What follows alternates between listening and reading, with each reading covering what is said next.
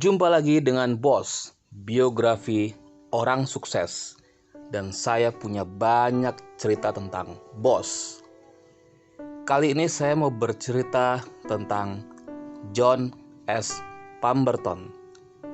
Dia adalah seorang penemu minuman terkenal di dunia, yaitu Coca-Cola. Dan kali ini adalah bagian pertama.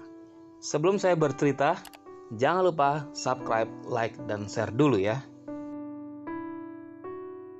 Dr. John Smith Pemberton adalah seorang ahli farmasi Atlanta, Georgia.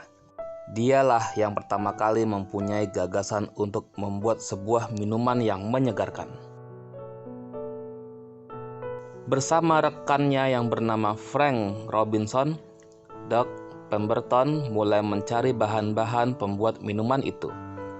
Di laboratoriumnya, Doc Pemberton mulai mencoba membuat minuman itu.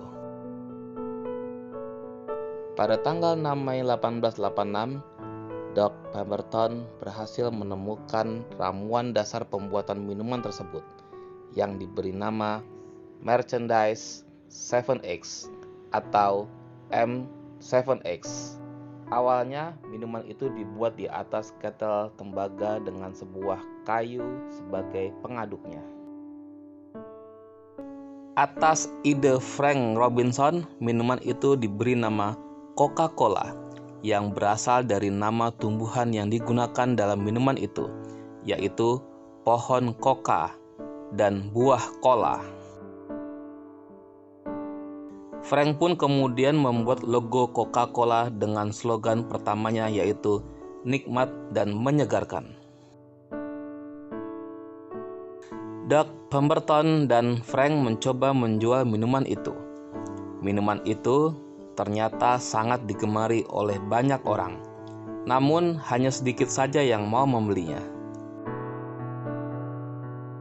Doc Pemberton merasa yakin bahwa Coca-Cola akan menjadi besar. Namun, karena dia tidak memiliki keahlian berdagang, ia menyerahkan formula M7X kepada Asa Sandler, seorang pegawai toko obat.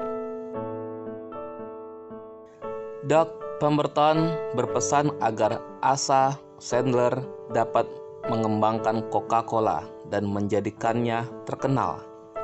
Tak lama setelah itu, Doc Pemberton jatuh sakit dan meninggal dunia pada tahun 1888.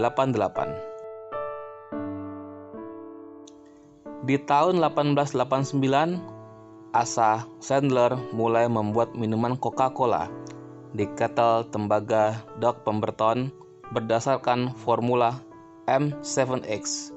Sandler pun berhasil dan segera ingin menjualnya.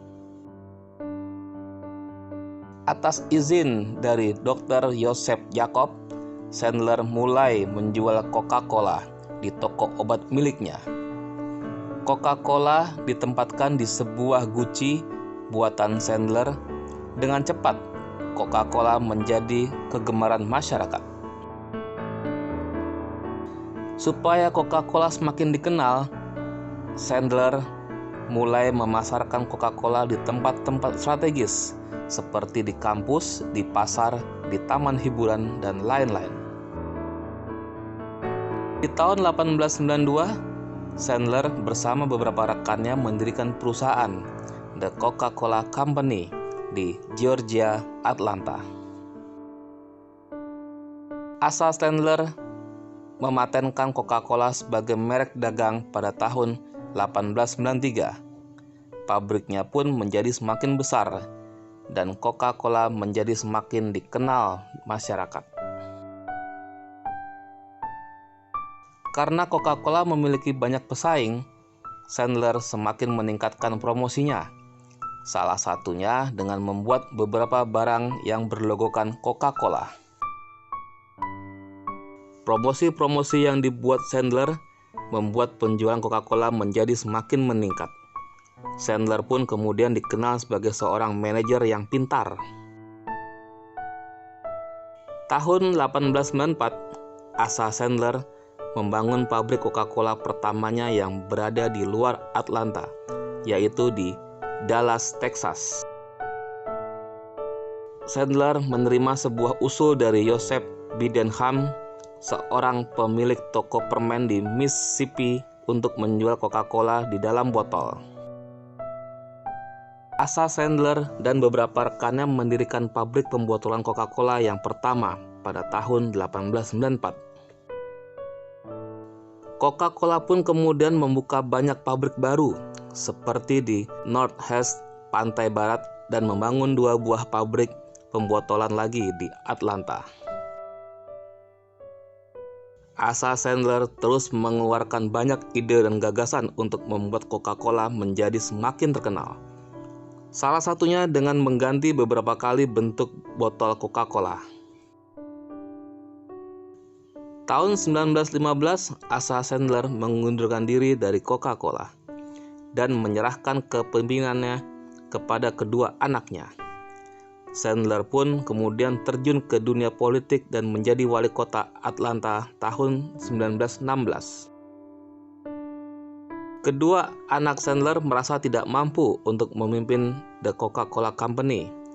Mereka merasa bahwa pekerjaan itu bukan bidang mereka. Sandler menghargai keputusan kedua anaknya, namun ia meminta mereka untuk mencari orang yang tepat yang dapat memimpin The Coca-Cola Company dan mengembangkannya. Sampai bertemu di episode kedua Coca-Cola.